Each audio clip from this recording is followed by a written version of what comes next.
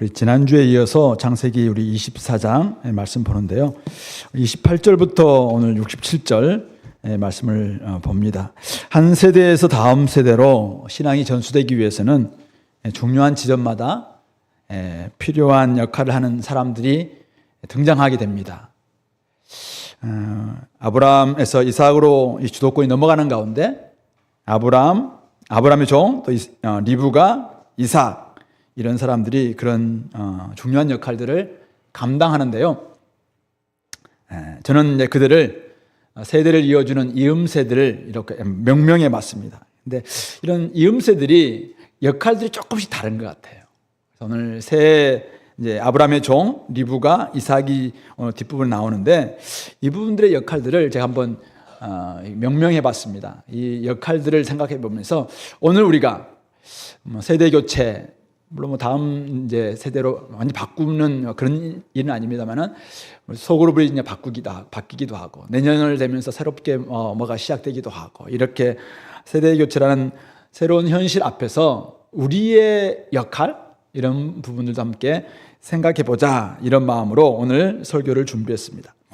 오늘 먼저 우리 아브라함의 종의 모습인데요. 이 아브라함의 종의 역할은 제가 이야기꾼이다. 이렇게 한번 정해봤습니다. 아브라함의 종은 자신과 또 일행을 환대하는 리브가의 가족들 앞에서 그동안 있었던 일을 자세히 설명합니다. 내가 내일을 진술하기 전에는 먹지 않겠습니다. 그 집으로 인도하는 이제 그에게 이렇게 이야기를 하면 33절에 보면은 그 앞에 음식을 베푸니 그들이 그 사람이 이르되 내가 내 일을 진술하기 전에는 먹지 않겠습니다. 이렇게 이야기합니다.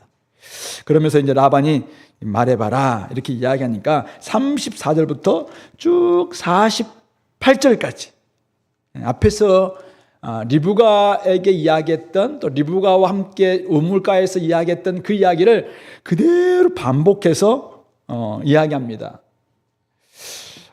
그는 정보를 제공하기보다 자신에게 일어난 일을 하나님의 관점에서 해석하면서 이제 그들에게 전하는 이야기를 사용하고 있는데요. 한번 잠시 우리 구절만 살펴볼게요. 35절 나는 아브라함의 종입니다 이야기하면서 여호와께서 나의 주인에게 크게 복을 주셔서 장성하게 하셨습니다. 이렇게 이야기합니다. 그리고 42절 쭉 넘어와서 내가 오늘 우물에 이르러 말하기를 내 주인 아브라함의 하나님 여호와여 만일 내가 행하는 길에 형통함을 주시는데 이렇게 해 주십시오라고 기도했다는 것이죠. 그러면서 45절 내가 마음속으로 말하기를 기도하기를 마치기도 전에 리브가가 나한테 와서 이렇게 청하건대 내게 마시게 하라 한즉 그가 물동이를 내어서 마시게 했고 낙타에게도 마시게 했습니다. 이렇게 이야기합니다. 그리고 48절 내 주인 아브라함의 하나님 여호와께서 나를 바른 길로 인도하사 나의 주인의 동생의 딸, 사실은 아브라함의 동생은 나홀이에요. 나홀의 아들 부두엘의 딸이니까 원래 손녀딸입니다. 근데 아마 조상의 어떤 딸, 그 아들을 위해서 택하게 하심으로 내가 머리 숙여서 하나님께 경배하고 찬송하였나이다. 이렇게 고백하고 있습니다. 제가 이제 이걸 연구하고도 읽으면서 궁금한 점이 있었어요. 34절부터 48절까지는 이 앞에서 리브가가 이야기했던 일을 좀 반복하고 있는 거거든요. 그래서 왜 이렇게 67절까지 길게 24장을 만들었을까? 창세기에서 가장 긴 장을 만드는 이유가 뭘까? 왜 성경 저자인 이 모세는 이 이야기를 자세히 적고 있을까? 궁금했습니다. 그래서 여러분 찾아봐도 잘 모르겠어요. 그러다가 성경 저자인 모세는 아브라함의 종이 겪었던 일을 자세히 반복하면서 적고 있는 이유가 결국 이 이야기의 중요성을 보여주기 위함이 아닐까 생각하게 됩니다. 물론 나중에 제가 천국 가서 모세가 그런 의도 없었다라고 이야기할 수 있어요. 근데 제가 보기에는 이 반복이 똑같은 이야기를 적고 있는 것은 아브라함의 종이 지금 이야기를 그대로 지금 들려주고 있는 거잖아요. 그러면서 이야기꾼으로서 이 아브라함의 종은 자기의 여정 속에 있었던 하나님의 역사, 하나님의 동행, 하나님의 섭리, 그리고 자기 조상인 주인인 아브라함과 함께 하셨던 하나님께서 자기와도 함께 하셨던 이런 모든 것들을 좀 전하고 있는 것입니다. 그 이야기 속에는 언약의 하나님 바로 여호와의 은혜, 바로 헤세드, 그 신실하심, 이것이 막 살아있는 것입니다. 아브라함과 함께 하셨던 하나님이 바로 아브라함의 종인 저와도 함께해서 이렇게 나를 이곳에 인도했고, 제가 기도하자마자 리브가 나타났고, 그렇게 해서 여기까지 오게 되었습니다 라는 이야기를 하고 있는 것입니다. 모든 상황 속에서 일하시는 하나님의 섭리 동행을 이야기할 때 그것을 듣는 사람들은 깊은 공감을 느끼게 될 것이고, 하나님을 찬양하면서 나름대로 반응하게 되는 것이다 라고 보는 것입니다. 우리 옛날에는 구전 문화, 구전으로 말미암아 신앙을 고백하고 신앙이 전수되던 그런 시대 때는 항상 공동체마다 또 마을마다 이런 이야기꾼들이 있었습니다. 이야기는 그들의 신앙 고백이었거든요.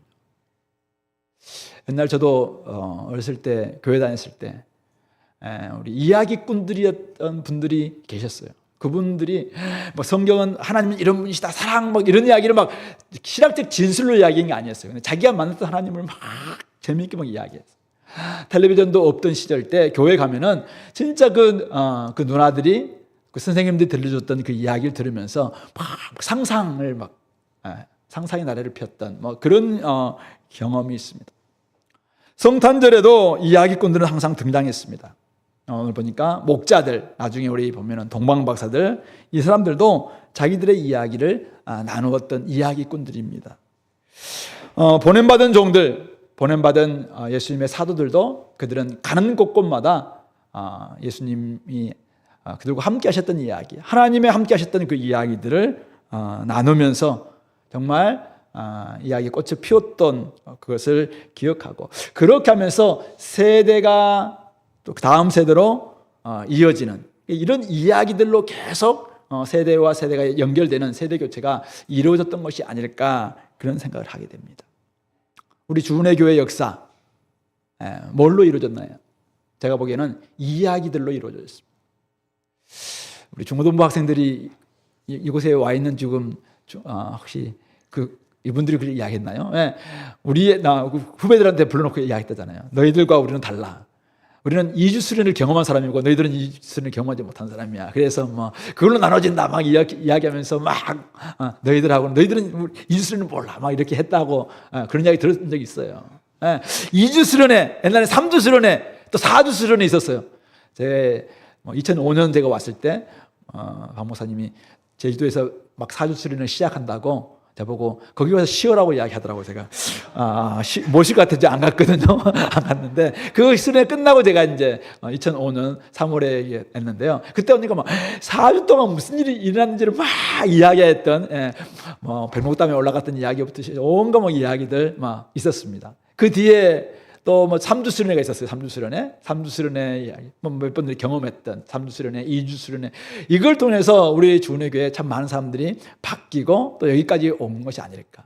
전도 이야기, 선교 이야기, 그리고 소그룹 안에서 크고 작게 변화되었던 사람들의 그 이야기들이 우리 안에는 가득 차 있습니다. 이것으로 오늘 교회가 역사를 만들어 왔고 오늘 여기까지 이르렀다라고 생각이 듭니다. 그런 점에서 오늘 우리는 세대와 세대가 계속 이어지는 데 있어서 이 이야기를 풀어놓는, 이야기를 들려주는 이야기꾼들이 굉장히 중요한 역할을 하구나.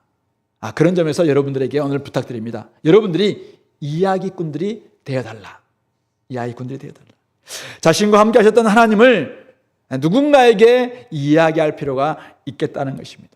역사의 주관자이신 진짜 크고 광대하고 위대하신 하나님이 어쩌면 작고 다른 사람들은 아무도 알아주지 않을 것 같은 나 같은 존재에게 찾아오셔서 함께 은혜를 베풀어주셨고 동행하셨고 섭리하셨고 자비의 이런 여러 가지 사건을 들려줬던 그 이야기들 다 있잖아요. 여러분들에게 그 이야기를 누군가에게 들려줬으면 좋겠어요. 직접 여러분들이 이야기꾼이 되어서 한번 들려줬으면 좋겠습니다. 우리 안에 지금 딱 봐도 몇몇 사람들 퍼놓는 조대원 형제도 진짜 얼마나 막 이렇게 옛날에 우리 윤정훈 집사겠네. 윤정훈 집사 저 이야기꾼이거든요. 예. 제가 옛날에 제주도에 갔을 때 우리 김도만 장로님이 옛날에 고등학교 다닐 때 막 머리 깨졌던 이야기를 막 들려주는데, 예. 그가 왜 이렇게 그래서 언제 전도집회 때 이불 한번 세우고 싶다 막 이런 마음이 들었는데, 예. 이런 이야기, 하나님의 살아계신 자기 삶 속의 이야기들, 이런 이야기들이 누군가에게 나눠지게 될 때, 제가 뭐 몇몇 사람들만 이야기했습니다만은 각 사람들에게는, 각자에게는 다들 이야기들이 있습니다. 하나님이 나와 함께 하셨던 그 이야기, 그런 이야기들을 한번 이렇게 들려주는 이야기꾼들이 됐으면 좋겠다.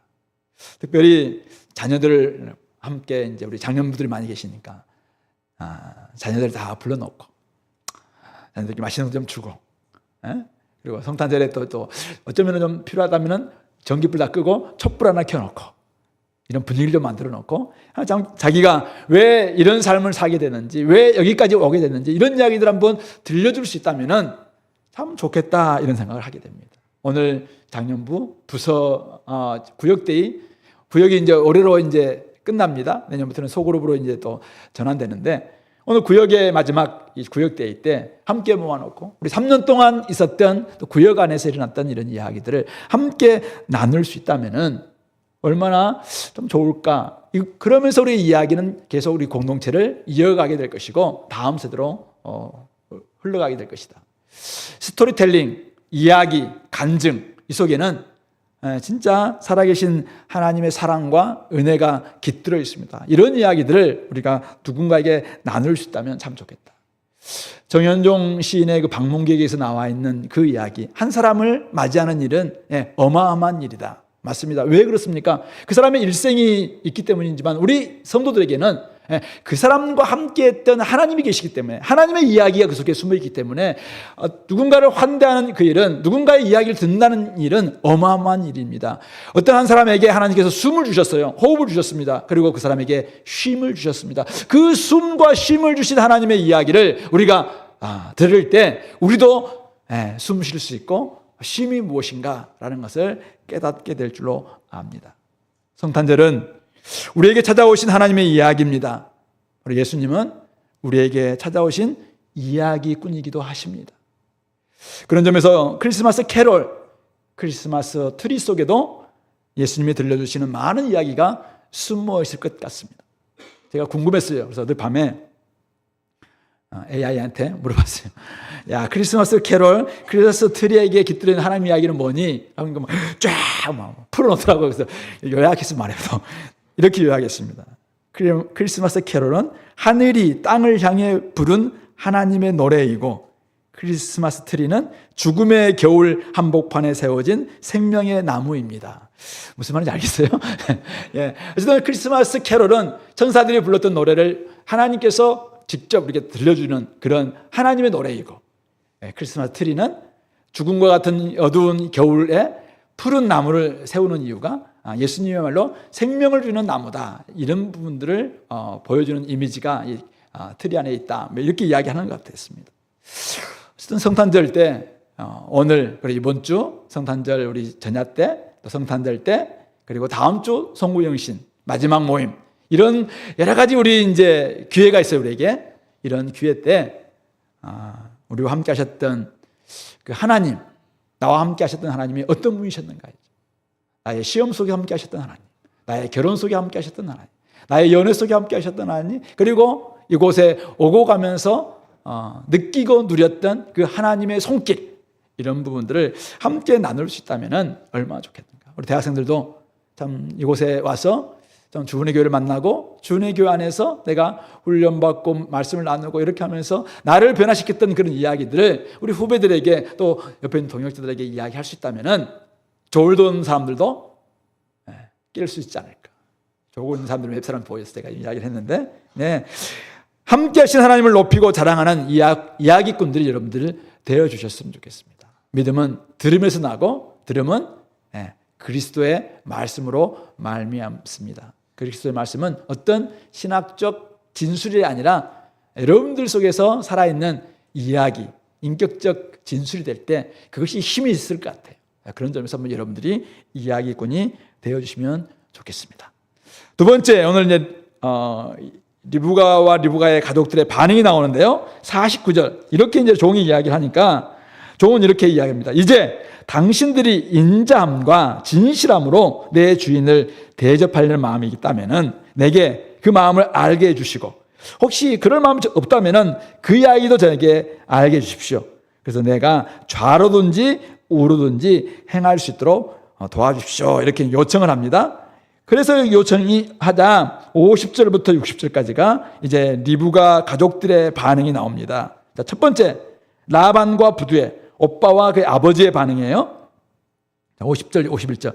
이 일이 여호와께로 말미암았으니, 들어보니까 여호와께로 말미암았네. 여호와께로 말미암았으니 우리는 가부를 말할 수 없다. 단 리브가가 당신 앞에 있으니 데리고 가서 여호와의 명령대로 그를 당신의 주인의 아들의 아내가 되게 하라. 이렇게 이제 기꺼이 내주는 것처럼 어쨌든 그렇게 반응합니다. 이 말을 듣고 오늘 아브라함의 종은 땅에 엎드려서 여호와께 절합니다. 여호와를 경배합니다. 그러면서 은금 패물과 의복을 꺼내어 리브가에게 주고 아마 신부값으로 이렇게 준 것 같아요. 그래, 그의 오라버니 어머니에게도 보물을 건네줍니다. 그러면서 이제 아까 우리 밥 차려놨을 때 이제 먹지도 않고 내가 먼저 이야기부터 하겠습니다 했던 그때 54절 보니까 종과 동행자들이 먹고 마시고 하룻밤을 잡니다. 유숙하고. 그리고 아침에 일찍 일어나서 그가 이르되 나를 보내어 내 주인에게 돌아가게 하소서. 아브라함의 종은 느슨할 기회를 주지 않는 사람이에요. 이 일이 얼마나 중요한가? 이 김박사는 알고는 성실하게 정말 일하고 있는, 하나님이 일하시네요 이렇게 찬양했는데, 하나님이 막 성실하게 일할 뿐만 아니라 오늘 아브라함의 이 종도 진짜 성실한 사람 같아요. 그래서 일한다고 그렇게 이야기합니다. 이때 자 55절 라반과 그의 어머니 밀가의 반응이 나오는데요. 이렇게 합니다. 리브가의 오라버니와 그의 어머니가 이르되 이 아이로 하여금 며칠 또는 열흘을 우리와 함께 머물게 하라. 그 후에 그가 갈 것이니라. 사실은 좀 엄마로서 또 오빠로서 이제 한 우리 리브가가 찾아보니까 한 16세 정도 됐다고, 정확히 성경에 나와 있지는 않는데 한 16세 정도 됐다고 이야기해요. 근데 열심히 집에서 이렇게 길렀는데 저 멀리 900km나 떨어져 있는 멀리 시집을 보낸다고 생각하니까 그래도 한 며칠 동안 같이 지냈으면 좋겠다. 한 열흘 정도라도 좀 기회를 달라. 사실 이렇게 이야기하는 게 좀 인지상정이 아닐까 이런 생각이 듭니다. 자, 그런데 아브라함의 종 어떻게 이야기합니까? 56절 그 사람이 그들에게 이르되 나를 만류하지 마소서. 여호와께서 내게 형통한 길을 주셨으니 나를 보내어 내 주인에게로 돌아가게 하소서. 아주 뭐 단호하게 지금 이 일은 급한 일입니다. 이 일은 긴급한 일이기 때문에 저를 가게 해주십시오. 다 이야기합니다. 그러니까 이제 이 오빠와 엄마가 좋다. 그러면은 우리가 소녀를 불러 그에게 물으리라. 선택권을 우리 소녀가 어떻게 이야기하는지 리브가한테 물어보자. 이렇게 이제 기회를 준 거예요. 그때 58절 리브가를 불러 그에게 이르되 네가 이 사람과 함께 가려느냐? 아직 연애한 것도 아니에요. 지금 연애를 했으면은 이미 사랑에 빠져가지고 가겠습니다 이렇게 할 수 있잖아요. 아니면은 이제 뭐 엄마하고 관계가 안 자든지 아니면 너무 일만 시켜서 그랬을까요? 어쨌든 바로 그가 대답하되 가겠나이다. 이렇게 대답하는 거예요. 즉각적으로 순종하는 이 리브가의 모습을 보여주고 있습니다. 그러니까 그들이 리브가 오빠하고 이제 엄마가 그 가족들이 그 누이 리브가 유모 이름은 나중에 35장에 나오는 드보라라는 유모예요. 유모 그리고 아브라함의 종 동행자들을 보내면서 리브가에게 축복하면서 이렇게 합니다. 우리 누이여 너는 천만인의 어머니가 될지다. 이거는 우리 사라 아브라함의 아내였던 사레에서 사라로 이름 바꾸면서 하나님 주셨던 축복의 이름이죠. 사라 만민의 어머니가 된다 이런 뜻을 가지고 있습니다. 그리고 그 내 씨로 그 원수의 성문을 얻게 할지어다. 이 말씀은 아브라함에게 주셨던 축복의 말씀이었어요. 이삭을 모래산에 이제 바치려고 했을 때 하나님께서 그에게 복을 주시면서 이제는 네 씨가 원수의 성문을 얻게 할 것이다 이런 말씀을 하셨는데 이렇게 축복을 하면서 이제 리브가를 보내는 이런 모습이 우리 60절에 등장하고 있습니다. 어쨌든 하나님이 아브라함과 사라에게 주셨던 그 약속과 축복의 메아리가 오늘 이들의 입을 통해서 리브가에게 들려지고 있는 것입니다. 그것은 바로 리브가가 가겠습니다. 결정적인 순간에 결단했기 때문에, 순종했기 때문에 이런 축복과 약속이 주어지고 있는 것입니다. 자, 리브가 어떤 사람입니까? 그는 친절했고 배려가 넘치는 현숙한 여인이었습니다. 가정을 위해서 기꺼이 섬겼고, 다른 사람들 특별히 낙타라든지 종이지만은 기꺼이 환대하려는 이런 마음을 가지고 있었던 아주 좋은 자매, 성품도 좋고 영양도 좋고 참 좋은 자매다라는 것을 알 수가 있습니다. 자, 그런데 만약 그가 저 안 갈 거예요. 저는 이곳에서 가족을 위해서 섬겨야 됩니다.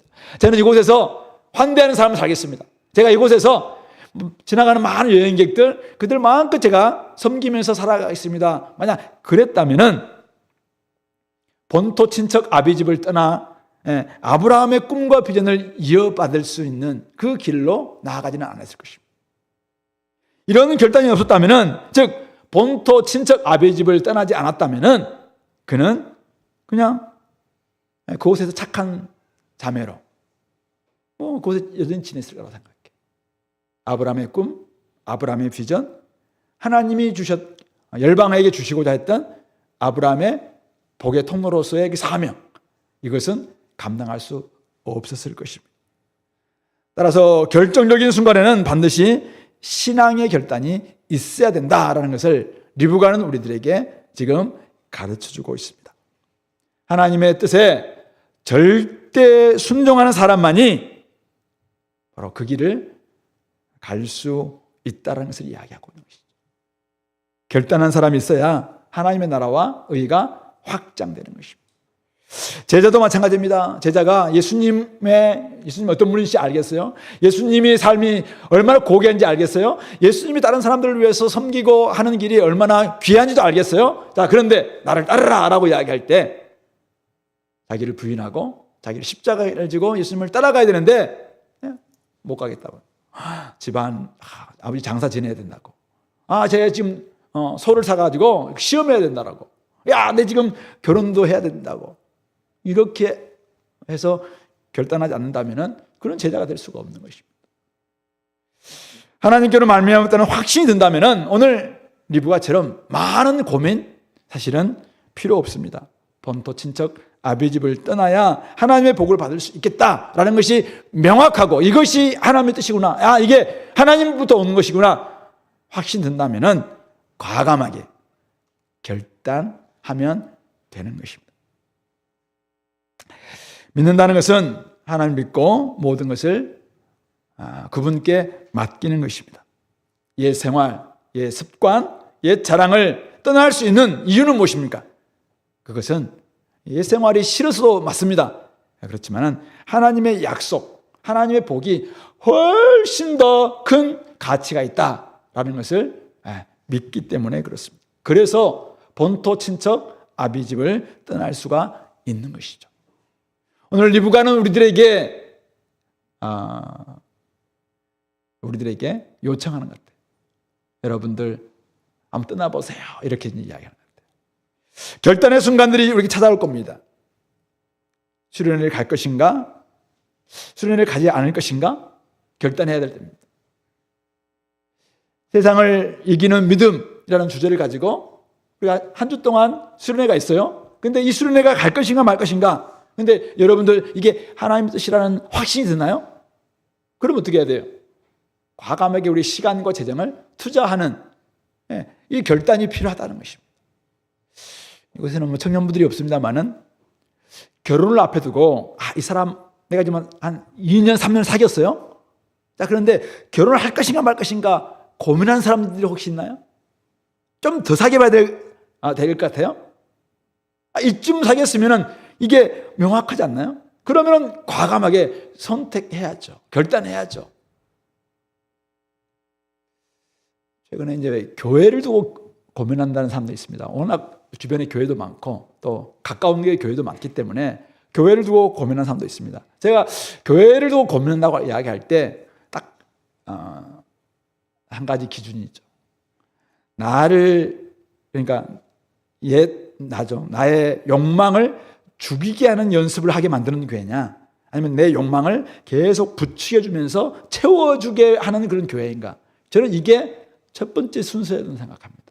제자가 되게 하는 교회인가, 아니면 그냥 내 삶을 더 마음대로 살게 만들어주는 교회인가? 그러니까 하나님의 백성답게 만들어주는 교회냐, 아니면은 그냥 내가 마음대로 내 자유를 내가 그냥 원하는 대로 살게 만드는 교회냐? 저는 이 기준이 이면 참 좋겠다. 그래서 혹시 후자임에도 불구하고 어쨌든 뭐 이쪽을 가고 싶은 마음일 때 정신 차려야 됩니다. 망하는 길입니다. 그건 망하는 길이에요. 내가 보기에. 우리를 마음껏 자유롭게 만들어주는 교회는, 마음껏 만들어주는 그 삶은 우리를 망하게 하는 거예요. 그래서 주님께서 원하시는 삶은 저는 나의 욕망을 쳐서 복종시키는 삶이죠. 이게 바로 그리스도 예수의 사람이라고 생각해요. 그런 점에서 여러분들이 선택할 때 한번 정해봤으면 좋겠다. 제자되는 선택도 마찬가지입니다. 하나님의 원하심이 맞다면은 지금쯤 결단하시기 바랍니다. 즉각적 순종이죠. 나는 구원 받는 것은 원해. 근데 제자는 못 되겠어. 그런 성경에 그런 건 없어요. 그러니까 구원은 예수님이 내 삶의 주인이냐, 내 구세주의자 주인이냐, 즉각적 순종을 원하는 것이지, 여기서 내 삶을 좀 마음껏 살다가 언젠가 내가 하겠다, 이런 성경에 그런 건 없습니다. 그런 점에서 이거는 하나님의 원하심이 맞다면 결단한 것이 맞다. 세상을 향해 우리를 왕 같은 세상으로 부르시고 보내시기를 원하신 때 여러분들 어떻게 하겠습니까? 결단의 사람이 되십시오. 결단하십시오. 말 아래 둔 등불, 세상을 결코 비칠 수가 없습니다. 한 말, 두 말 하는 그 말. 그 말 아래, 내 세상의 빛이에요. 근데 늘 말 아래만 들어있어. 내가 세상의 빛이에요. 누굴 비출 거예요? 자기 내면을 맨날 비추고 살아가는 거야? 내가 세상의 소금이에요. 하나님이 우리 세상의 소금이다 이러는데 소금통에서 절대 안 나와. 맛을 막 더해줘야 되는데 소금통에서 절대 안 나오면서 내가 세상의 소금이래. 이런 경우는 없다는 거예요. 이런 경우는. 그러므로 소금이라면 소금통에서 나와서 뿌려져야지 소금의 역할을 감당하는 것이고, 세상의 빛이라면은 어때요? 언덕 위의 교회가 돼야죠. 등잔 위에 딱 비춰서 다른 사람들 비추는 빛이 돼야죠. 그럴 때 원수의 성물 어떤지 되지 않겠습니까? 사도 요한이 열심히 복음을 전하다가 밤모섬에 유배를 갔어요. 그때 하나님께서 그에게 계시가 임합니다. 어떤 계시입니까? 네가 다시 예언하여야 하리라. 작은 두루마리 작은 책을 그에게 건네줍니다. 이것을 갖다 먹으라. 입에는 막 되게 단데 배에서는 엄청 쓴 이것을 이제 갖다 먹으라고 이야기합니다. 그러면서 말씀하시기를 다시 예언하여야 하리라. 이 말씀을 주시는 거예요. 그러면서 11장에 보면은 하나의 두 증인에 대한 이상을 보여주시는데, 두 증인 교회가 3년 반 동안 막 고난받는 가운데서, 박해받는 가운데서 막 승리하는, 그래서 막 엘리야와 같은 막 역사도 일으키고 모세와 같은 막 역사도 일으키는, 이것을 고난받는 가운데서 증언하게 될 때 막 일으켜 줍니다. 그리고는 그 다음 3일 반, 3년 반과 3일 반이에요. 3일 반 동안은 패배하고 실패하고 죽임당하는 세상 길에서, 예수님 십자가에 달렸던 바로 그 길에서 죽임당하는 모습을 보여주고 있는 것입니다. 3년 반 동안 고난받는 가운데서 승리해요. 근데 3일 반 정도의 이 패배 또는 실패, 아픔, 근데 이것 때문에 우리가 3년 반의 이 승리, 하나님의 승리를 포기할 수 있겠냐. 그렇게 할 때 우리는 대적 성문의, 원수의 성문을 얻을 수가 있다는 사실입니다. 성도 여러분, 예수님께서 이 땅에 오신 성탄절 내일 모레인데요. 곧 다가오는데 예수님께서도 이 땅에 오시기까지 결단하셨습니다. 제가 보면 그래요. 하나님의 영원하신 그 사귐 가운데 있다가 누군가는 가야 되는데 인간의 몸을 입고 이 땅에 오시는 예수님 그 앞에 결단하지 않았겠습니까? 십자가 앞에서도 마찬가지입니다. 이건 너무 하나님과 끊어지는 잠깐이지만 끊어지는 일인데 그래서 나의 하나님 어찌 나를 버리십니까? 그런 이 고난의 길을 걸어가야 되는데 이 앞에서 얼마나 간절했으면 얼마나 그것이 힘들었으면 겟세마네 동산에서 땀방울이 핏방울이 될 정도로 간절히 기도했겠습니까? 그러나 결국 결단함으로 말미암아 오늘 원수의 성문을 얻는 놀라운 축복을 얻게 되고 많은 사람들에게 이제는 천국 가는 길, 진짜 소망, 생명, 우리에게는 부활이 있구나 라는 것을 알려주는 그런 모습이 되는 것 아니겠습니까? 이제는 우리 차례입니다. 우리 차례예요. 리브가도 그 일을 했고 예수님도 그 일을 하셨고 사도 요한도 그 일을 하셨고 이제는 우리에게까지 왔습니다. 오늘 성탄절의 주인공이신 예수님을 여러분들 진짜 만났습니까?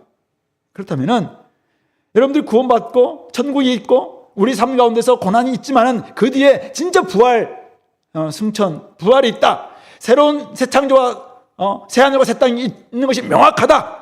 이 땅의 삶은 아무리 딸지라도 이것은 그림자고 결국 지나가고 난 다음에 다른 새로운 세상이 오고 그것이야말로 완성된 하나님 나라의 창조의 완성이다. 이것이 명확한 여러분들 진리라고 믿는다면 오늘 그 주님께서 우리에게 묻습니다.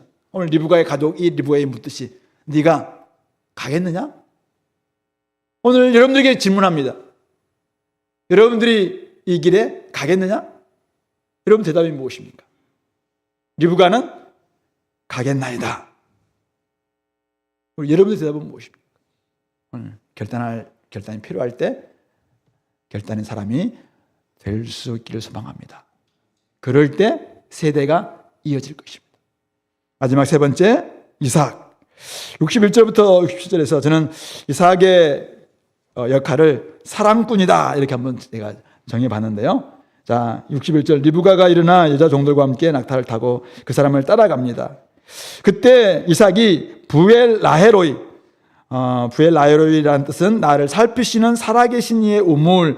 이전에 우리 하갈이 제 아들 이스마엘과 함께 이제 쫓겨났을 때 그때 막 부르짖고 있을 때 하나님께서 그를 살펴주시면서 그의 들어주셨던 바로 그 나를 살피시는 살아계신 하나님께서 물 다 떨어지고 올 때 이제 샘을 보여주셨던 바로 그 지역입니다. 그곳에서 왔다라고 이야기하고 있습니다. 이삭이 저물 때 들에 나가 묵상하다가 기도하다가 눈을 들어 낙타들이 오는 것을 봅니다. 리브가가 또 눈을 들어서 이삭을 바라보고 낙타에서 내려서 종에게 묻습니다. 저 들에서 배에다가 우리에게 오는 사람이 있는데 저 사람이 누구냐라고 이야기하니까 내 주인 이삭입니다 이렇게 이야기하죠. 이때 리브가가 너울을 가지고 자기 얼굴을 가립니다. 이때 66절입니다. 종이 그 행한 일을 다 이제 아브라함이 아니라 이삭에게 다 이야기하고 있습니다. 자, 그때 67절 우리 같이 한번 읽어볼까요? 이삭이 리브가를 인도하여 그의 어머니 사라의 장막으로 드리고 그를 맞이하여 아내로 삼고 사랑하였으니 이삭이 그의 어머니를 장례한 후에 위로를 얻었더라. 이삭은 자신의 결혼에 있어서 상당히 수동적이고 소극적인 모습을 그동안 취했습니다. 원래 이삭의 성격이 좀 그런 것이 아닐까 할 정도로 자, 지금 이삭의 나이가 40세예요. 40세. 37살 때 어머니를 잃었습니다. 그리고 지금은 40세인데 지금까지 결혼에 대해서 어떻게 적극적인 어떤 제스처도 없어요.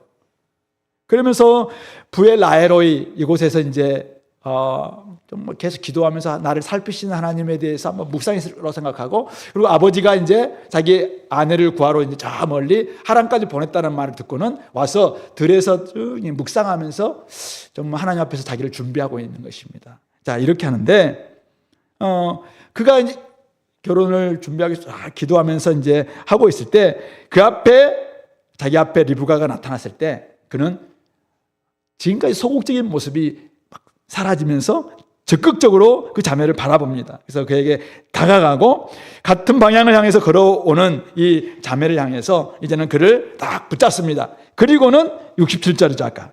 예. 리브가를 인도하여 그의 어머니 사라의 장막으로 들였다. 어머니의 자리까지. 어머니가 집안의 이제 여주인이었잖아요. 그러니까 그 자리가 좀 비어 있었어요. 그 자리에 이 아내를 딱 들였다는 거예요. 그러면서 그를 맞이하여 아내로 삼고, 그 다음 단어가 중요해요. 사랑했다. 자, 퀴즈입니다. 이삭과 리브가가 사랑해서 결혼했다. O, X. O입니까? X입니까? 잘 모르겠습니까? 네, 두 번째. 이삭과 리브가가 결혼하고 사랑했다. O, X. O입니까? X입니까? 예, O. 확실합니다. 예, 사랑해서 결혼했는지는 나와 있지 않아요. 얼굴도 모르는 자매였어요.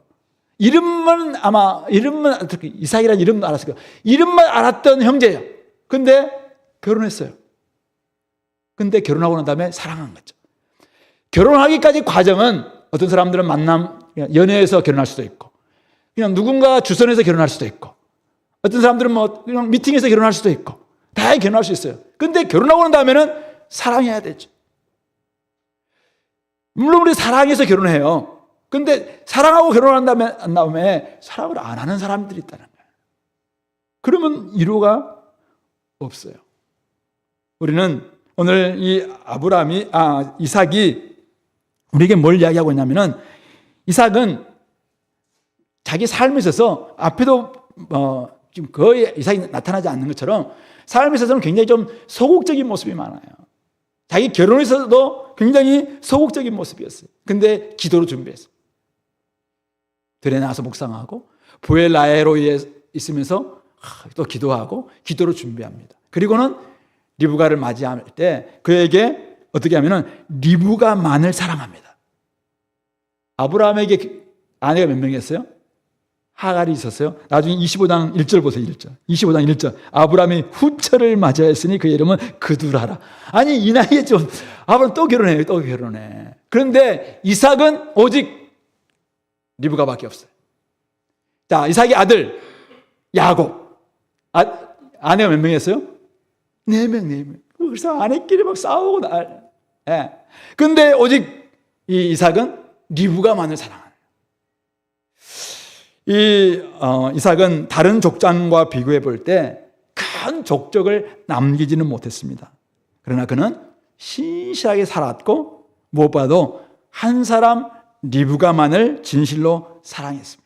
그래서 그 안에 그러니까 위로가 있다라고 이야기합니다. 위로를 받았다는 거죠. 두 사람은 기능적인 목적이나 기능적인 이유로 결혼한 게 아닙니다. 물론 이들이 결혼하지 않았다면 아브라함과 사라가 받았던 축복 또 복의 통로라는 사명을 이어받지 못했을 거라고 생각해요. 근데 그 이어받지 하기 위해서 결혼한 게 아니라는 거예요.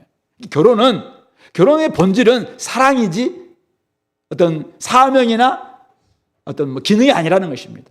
우리가 아무리 이 땅에 뭐 생육하고 번성해서 하나님께서 땅을 충만한다 할지라도 자녀 생산이 사실은 결혼의 목적이 아닌 것처럼 오늘 우리 삶 속에서 결혼의 본질은 사랑이에요. 사랑. 결혼했다면 사랑해야 된다는 것입니다. 사랑이 빠진 결혼은 허울이네, 허울. 그런 점에서 어떤 모습으로 결혼했다 할지라도 어떤 과정을 통해서 결혼했다 할지라도 결혼했다면 사랑하는 것이 맞다. 사랑하지 않는다면 거기는 사명도 사실은 기능도 의미가 없을 수 있다라는 것을 기억했으면 좋겠습니다. 그런 점에서 저는 이 이삭이야말로 사랑꾼이구나. 저는 공동체가 이런 이삭의 모습을 좀 본받았으면 좋겠다. 이런 생각이 들었습니다. 공동체의 본질이 뭘까? 교회 공동체도 사명을 받았습니다. 비전과 우리가 해야 될 여러 가지 계획도 가지고 있습니다. 그렇지만 공동체에 사랑이 빠진다면 그것은 허울뿐입니다. 아무리 주은의 공동체에 하나님을 알아가고 알려주는 비전과 사명이 주어졌다 할지라도 공동체의 본질인 하나님을 닮고 있는, 하나님을 본받고 있는, 하나님을 모시고 있는 이 공동체가 사랑이 없다면 그것은 의미가 없습니다. 그리고 사명도 비전도 감당할 수가 없어요. 제대로 감당할 수가 없습니다. 사람들이 감당하는 것 같아도 돌아와서 딱 보고는 여기는 사랑이 없네. 사실은 일시적인 사명 감당밖에 없다는 것이죠. 그런 점에서 저는 서로가 서로에게 사랑꾼이 돼야 된다고 생각합니다. 어떤 사람이 이야기를 합니다. 교회에서 위로받지 못합니다. 교회 안에서 내가 사랑이 없는 것 같습니다. 교회 안에 친밀한 사랑이 없는 것 같아요. 이렇게 이야기한다면 정말 그 말이야말로 교회가 아니다 이런 뜻이거든요. 어불성설이래요. 어불성설. 교회인데 사랑이 없다. 교회인데 친밀하지 않다. 교회인데 위로가 없다. 이건 교회 아니다 이 말이거든요. 그러니까 이름은 교회인데 교회로서의 능력을 갖추지 못했다 이런 의미입니다. 2026년 우리 한국교회 트렌드 2026년에서 10가지의 꼭지를 가지고 이제 여러 가지 분석을 하고 대안을 제시했는데요. 그 중에 2가지, 무속에 빠진 그리스도인, 서로 돌봄 공동체, 이것을 다루고 있습니다. 제가 이번 주 쭉 읽어보면서 사람들이 오늘날 공동체에게 기대하는 바가 이 서로 돌봄이라는 거예요.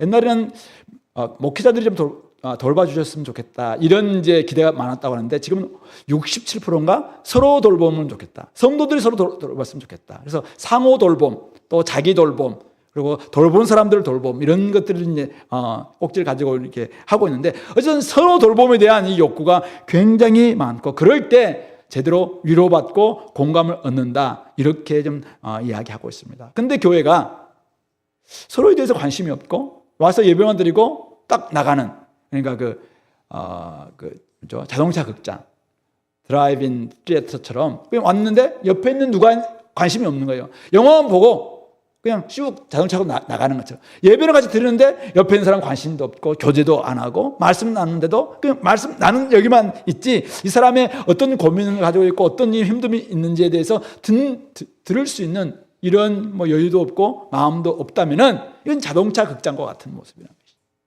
그래서 이 책에서는 트렌드 26에서는 그리스도인들이 왜 무속에 빠지는가 할 때 한 20몇 프로가 지금 무속에 빠져서 온갖 점문을 보고 또 타로 뭘 보고 이렇게 한다고 이야기를 하면서 왜 그런가? 교회가 서로 돌보고 위로하는 모습이 없을 때 즉각적인 공감과 위로를 받을 수 있는 이 무속에 빠지는 경향이 있다. 이렇게 이야기를 하고 있는 것입니다. 그런 점에서 오늘 다양한 문제로 힘들어하는 사람들이 교회에서 위로받을 수 있어야 되겠다. 그렇게 하려면 서로가 사랑꾼이 되는 것입니다. 서로가 사랑을 하는 것입니다. 내가 다른 건 잘 못해. 다른 건 잘 못할 수 있어. 근데 내가 진짜 사랑하는 것입니다. 서로 돌봐주는 것입니다. 서로 마음을 위로해주고 격려해주는 것입니다. 말씀 안에서 PBS를 나누면서 때 내가 깨달았던 것 하면서 그 사람의 다른 사람들의 이야기를 잘 듣는 거죠. 그러면서 어떻게 해요? 또 즉각적인 순종으로 그 사람에게 뭔가를 좀 섬겨주고 이렇게 하는 이런 모습이 공동체에 있을 때 그런 공동체가 본질이에요. 이 본질적인 공동체가 그냥 진짜 하나님을 알려주는 사명, 온 세상을 하나님 나라로 바꾸는 이 선교 사명을 감당하는 그런 교회가 될 수 있다는 사실입니다. 가정도 한번 돌아봤으면 좋겠습니다. 너울로 자기 얼굴을 가린 사람도 결혼 후에는 너울이 필요 없을 정도로 우리는 가깝고 이제는 모든 것이 다 함께 나눠줘도 전혀 부끄럽지 않는 이런 모습이 가정, 바로 부부여야 합니다. 오직 돌아보고 돌보는 사랑이 있고 온전한 하나됨이 있을 때 그곳에 사랑이 함께 나눠지는 그곳에 위로가 있습니다. 그때부터 복음의 실질적인 이야기가 꽃피기 시작하는 것입니다. 여러분들 가정은 어떻습니까? 가정에서 내가 위로받지 못한다. 이것은 진짜 이 가정이 위기다라는 것을 보여주고 있는 것이죠. 그래서 한번 사랑꾼이 되어보자. 한번 적용해 봤으면 좋겠습니다. 제가 일부 시간에도 잠깐 이야기했습니다만 제가 아내가 있기 때문에 말하지 않겠습니다.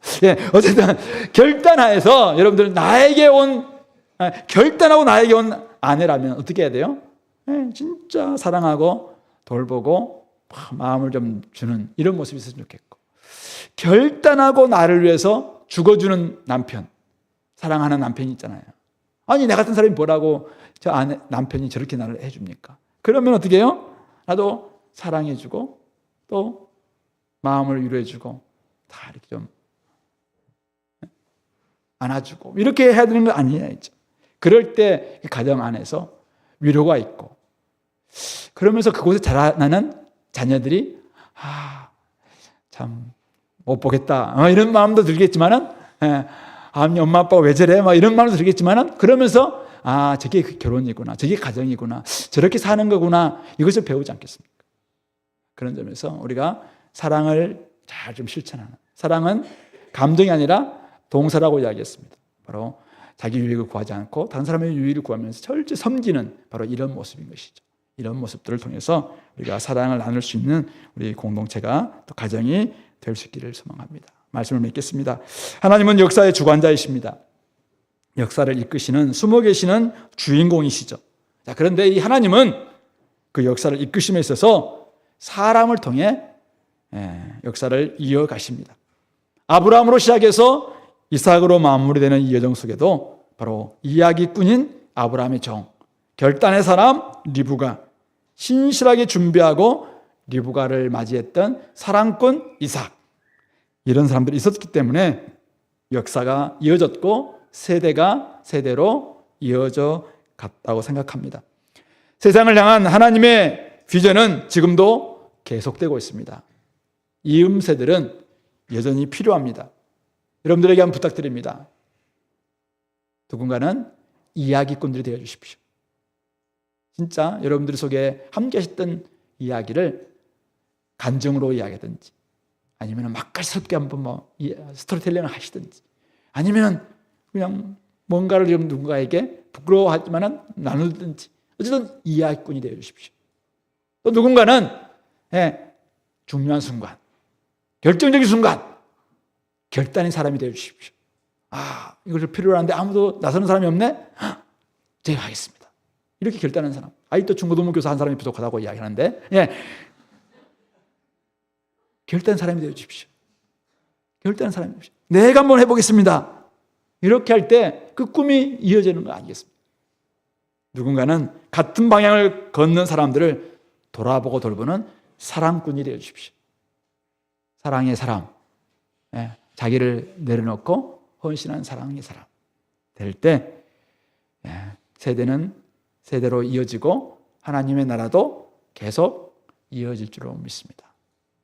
하나님은 대단한 사람들을 원하시는 것이 아니라 비록 부족하지만 평범하면서도 그러나 그 일에 나서는 이런 이음세대를 통해서 결국은 계속 이어가는 것 같습니다. 그런 점에서 우리가 그 일에 나를 사용해 달라고 같이 한번 기도하기를 소망합니다. 이 시간에 같이 한번 기도합시다. 오늘 말씀이 여러분들에게 뭘 좀 말씀하셨습니까? 어떤 메시지를 여러분이 주셨습니까? 그 메시지 가지고 하나님, 제가 참 부족하지만 한번 이야기꾼이 돼 보겠습니다.